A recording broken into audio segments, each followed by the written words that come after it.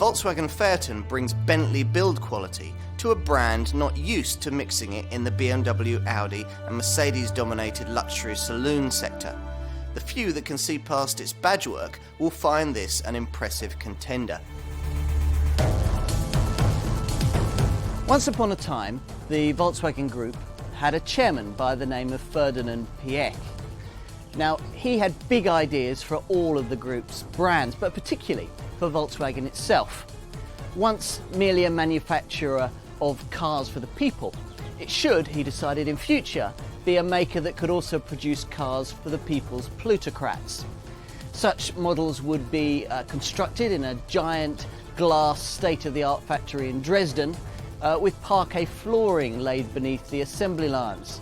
And customers would collect these top Volkswagen limousine models from the factory's basement via a giant opening frosted glass cylinder to the sound of suitable music. Now, thus was born in 2003 the Volkswagen Phaeton. Piëch would probably have never got away with his mad dream had it not been for the fact that at the end of the last century his group purchased the Bentley brand, a marque in great need of an all-new platform for a brand new range of cars.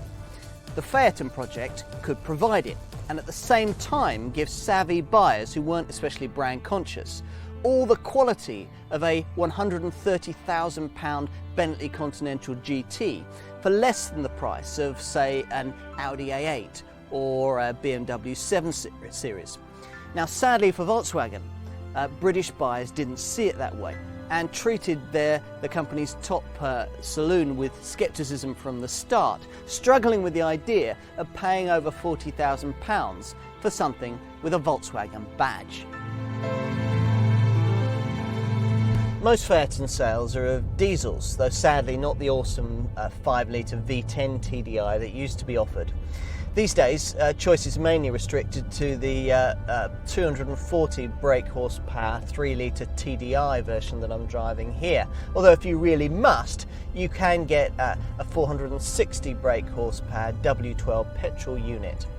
Now, all models come with 4-motion 4-wheel drive, self-leveling air suspension and these adaptive dampers. You can also get the option of paddles behind the steering wheel, which are actually quite satisfying to use on a fast road because the gearbox reacts so quickly and smoothly.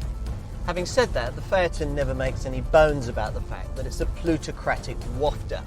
The steering's a bit vague and the chassis raises an unamused eyebrow should you attempt to hurry it through a corner. True, there are the adaptive dampers that promise to stiffen things up, but in reality the settings range from blancmange in the midday sun to merely soft. Despite this, body roll is generally kept well in check. More importantly, refinement is top drawer. Engine noise is brilliantly suppressed, and squeaks and rattles, well, what are they? This car has a 5-speed automatic transmission, only 5 speeds, but its take-up is so smooth that you barely register the fact that the car started moving and the outside view's changing. So easily does it move off from rest. This really is a beautiful way to travel. Go for the diesel and you've got the choice of both short and long wheelbase body styles. With the extra 120mm discreetly massaged into the wheelbase of the long wheelbase version, you get the benefit of a club class seat without looking like a member of a rap star's entourage. Rear seat passenger accommodation is superb, even in the short wheelbase model, with back seat occupants getting their own air conditioning controls and a 500-litre boot out at the rear here.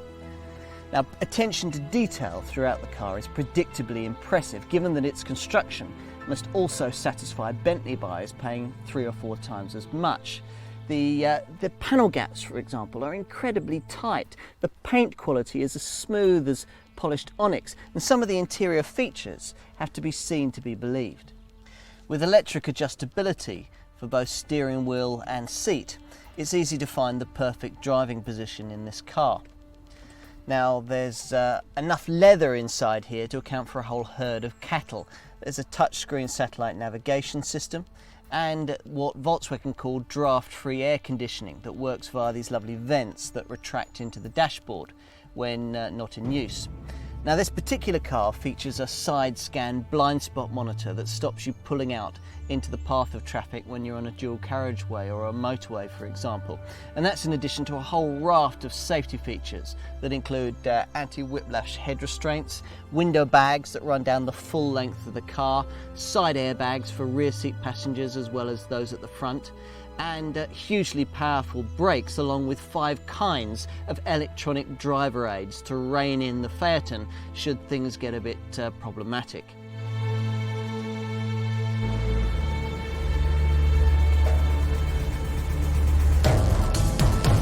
Now, list prices suggest that you're looking in the region of around £45,000 for the 3-litre TDI diesel version that most customers choose, with a premium of around £2,500 if you want the long wheelbase body style that those with around £73,000 to spare can also order with a W12 petrol engine.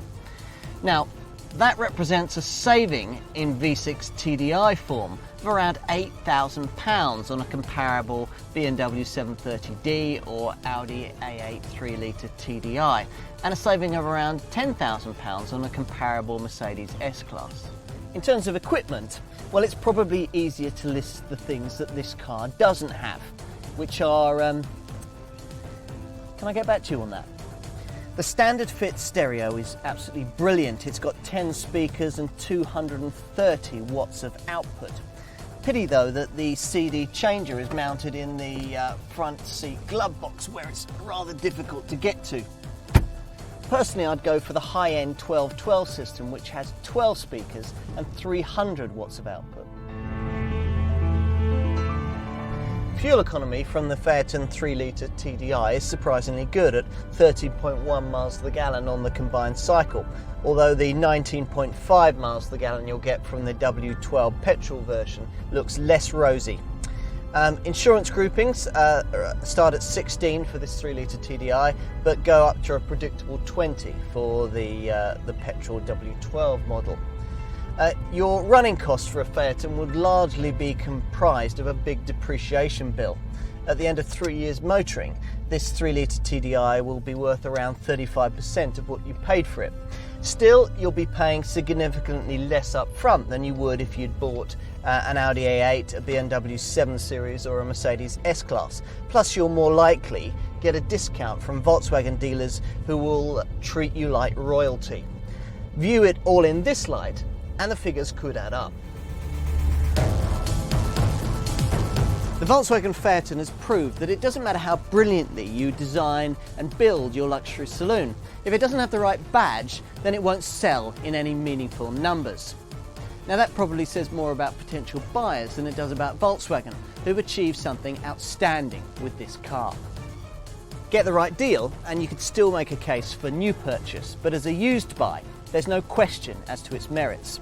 For the money, it's simply unrivaled in the luxury saloon sector. I'd seriously consider buying one myself.